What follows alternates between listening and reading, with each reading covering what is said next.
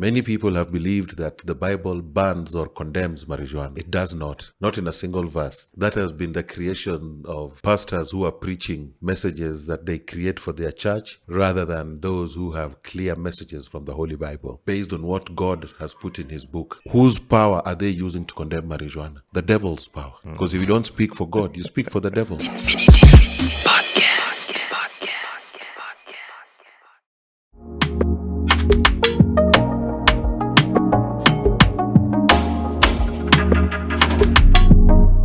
Microphone testing. 1 2. Ladies and gentlemen, welcome. This is the Infinity Podcast Network. You can call me Don. And today again, for another episode, being joined by a very intelligent man and a person I hold in very high regard, the man himself, Mr. Gwada Ogot. Thank you, Don. Thank you for the kind words. And it's good to be here again. Yeah, sure. Welcome, Bana. We're always having those conversations, even behind cameras, yes, without the cameras. And there's this, I always learn a lot. Yes. Anytime we talk. I think it's only fair if we start with your recent squad. So, what's this about? You joining Roots Party? You say you're the prophet, but then again, this is just your opportunity again to explain how the link between your prophecy, life and ideologies, and its link to marijuana and the whole thing about growing it and in the Roots Party. Thank you very much. One is God is the creator of all plants. Okay. And everything organic. And marijuana is just one of the plants that God created. Unknown to many people and against the popular convention, many people have believed that the Bible bans or condemns marijuana. It does not in a single verse. That has been the creation of pastors who are preaching messages that they create for their church rather than those who have clear messages from the Holy Bible. Okay. Variously, marijuana is used to symbolize God Almighty. For example, in 2 Samuel 22:9, when it says that smoke shall emanate from his nose, fire from his mouth, and coals will be burning this through or enabling the fire. Now that, in every sense, is a smoking arm for smoking marijuana. The small pot for smoking marijuana. Water and everything. Yes. Okay. Then you go to the book of Psalms 18:8. The same symbolism is repeated. Then you go to the book of Job 41:20. A similar symbolism is repeated.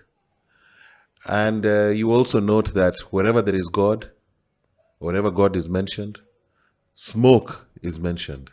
But the symbolism that is singularly used is smoke emanating from his nose, fire from his lips and mouth, and combustion inspired by coal.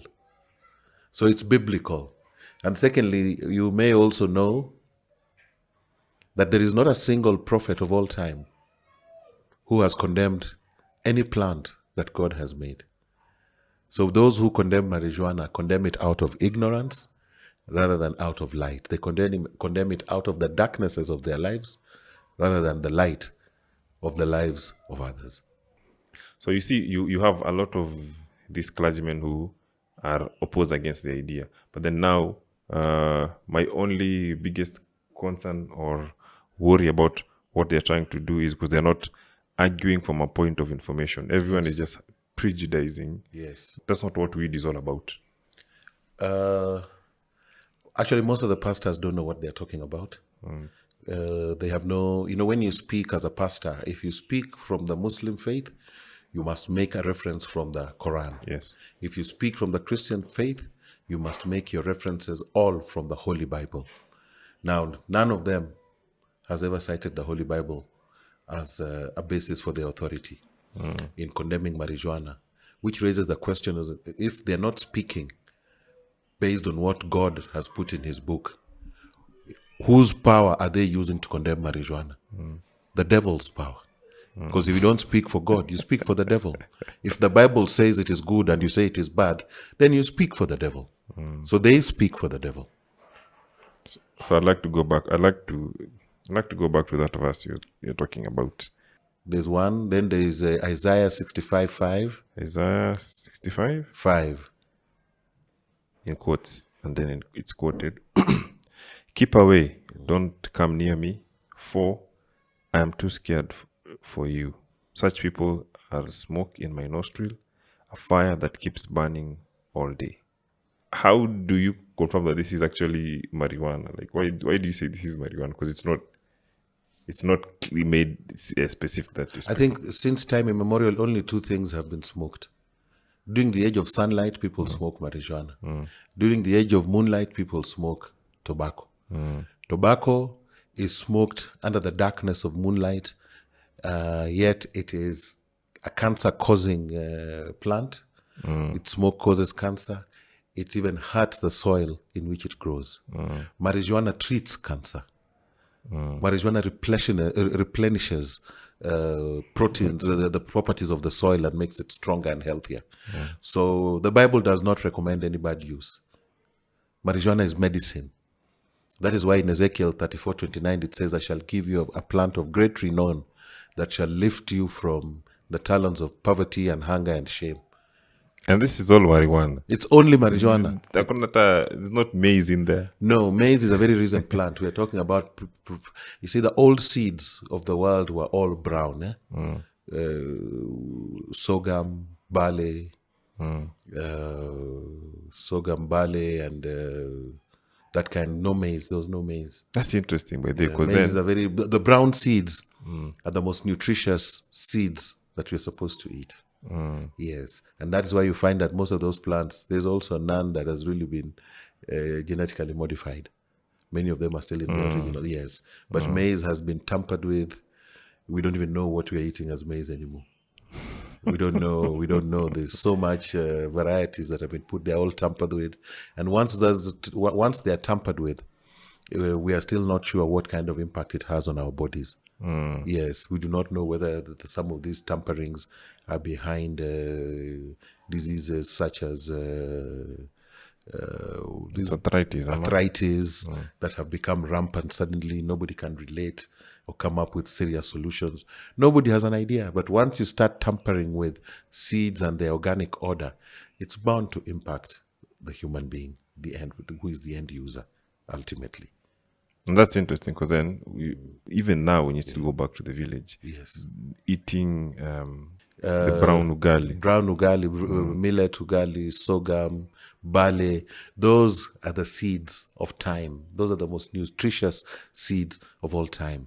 And if you go to this book, you will find these days in schools, they have recommended the mixing of brown seeds and white seeds. Yeah, and it's all, I had written about it in 2018. That the government got the policy from there, about the need to mix brown seeds and white seeds, for the simple reason that we do not have enough stock of brown seeds to sustain schools. But it's now an official government policy because it's an acknowledgement that they are more nutritious than what we have on the table. They say, well, like whatever you eat, your disease is whatever you eat, whatever you're suffering from. Our diets today are governed mainly by our Western orientations or influences. We are trying to eat like the colonial master. We are trying to speak like the colonial master. We're trying to live like the colonial master. We're trying to be the colonial master. Which is wrong. For example, there is no reason why we should be eating bread and blueband on our tables when we have nduma and potatoes that have obvious medicinal properties. There is no reason why we should be eating, putting a lot of emphasis on things like spaghetti and macaroni, which are all imported, and things like what are they called? This thing that is people love very much, Pizza. pizzas. And you can see the social pride that people associate with eating pizzas. Yet you find that on the other side, there's a revolution. There's people who want to eat their traditional foods Yes. that belong to them. And as somebody asks, if you cannot praise the cooking of your mother, who will? Who will? And that's what you've grown up. You cannot tell me that suddenly pizzas are more nutritious Yeah, than absolutely. the foods we have, ugali, mboga, and meat. No. It's only that it excites us because we see them in movies, we see them advertised on the net, but we don't really. So we want to have a relation with it based on what we have seen, but they're not nutritious. They're not. And I think a lot has been stolen from us in terms of Yes. what we believe, in terms Yes. of what has been fed to us. Yes. That what is good and what is trending and what is glamorous out there. But then in real sense, it's not for the good, and it's not what we used to live by. Yes. Not all that glitters is gold. Yeah, sure. Yes. Absolutely. I mean, for example, why should you go and buy packed juice in the supermarket? Yet you can get your own mangoes and oranges Just and squeeze. make juice in your squeeze in your house and make juice at a much cheaper price without any additives, without any preservatives. Really, we were made to adapt a lifestyle that was more suited for large cities in Europe rather than for small towns in Africa. So we want to try and live the supermarket life, the fast food life, but really that really isn't ours. Let's face it. It might be good for mercantile purposes, but in reality, are we getting a good and are we getting good nutritional value from all these things that we are eating? Do we know how much antibiotics has been pumped into the chicken we eat, for example, from all these fast food chains? Do we know the kind of foods that the pigs that have been used to make some of the sausages and bacon? Who knows about the kind of antibiotics that have been used in rearing those pigs? How long do they take to grow? Are they have their growth been speeded up? Yeah. And how does that impact our lives, ourselves? It's just a time to open our eyes and to return to our values and to be able also to sell what is good to us, to market it abroad in the same way these people are marketing their mother's foods in Africa. In Africa. We should also go and market our mother's foods in Europe and in other markets. And our mother's foods, including marijuana. Marijuana, it can be used for nutrition as food. It can be used as mboga. Mboga? Yes, it is. It can be used as mboga. It's a herb. Marijuana is a herb. And you see, these things all got lost. These things all got lost when the United Nations decided to privatize marijuana in 1961. After that privatization, they also closed any window for other artifacts of smoking and use, like the urn. All those became banned. They banned the culture. And people who ban the culture are very evil in orientation. I totally agree. They're evil in orientation. So it's for us to rediscover our roots and to start walking along the straight path again. But then how do we make this thing, how do we continue advancing this conversation? People are just rebelling, yet even in Roots Party manifesto, there is no mention of even smoking marijuana. It's all for economic purpose and for medicinal purposes. How do we get that conversation to that level where now all of us now are speaking from an open mind point of view? I think one of the biggest things that we continue to do is to teach people the benefits of marijuana. And if we have biblical examples that are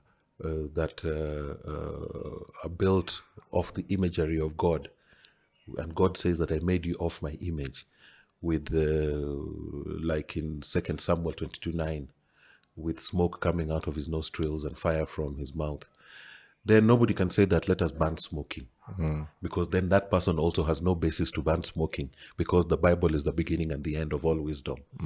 So when we are talking about legalizing marijuana, we should talk about legalizing marijuana for spiritual purposes, for recreational purposes, for nutritional purposes, for industrial purposes, and other commercial uses that may arise. We don't limit. What power do we have to know that you can only use it to make this and not this? Who are you? Who are you? That's why all these people who propose these things, we must ask them what's their interest and who are they that they decide. Yes. Don't smoke but use it for tea. Don't smoke but use it for this. Who are they? Where did they get that authority from? I mean, marijuana was created with herbs on the third day of God's creation. We were created on the sixth day as humans. So since when does this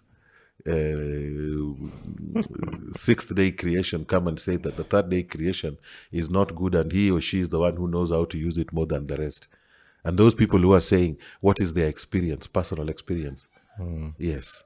So there's a lot of questions that can be directed at them that I don't think they may be in a position to answer adequately. Particularly the question of what is your authority? If the Bible supports it, what is your authority? The devil. If it's not in the Bible, you're opposing what's in the Bible, then your inspiration is evil. Yeah, it's just, there's no shortcut to it. So keeping in that same spirit, Yeah. the other week there was a what's it called?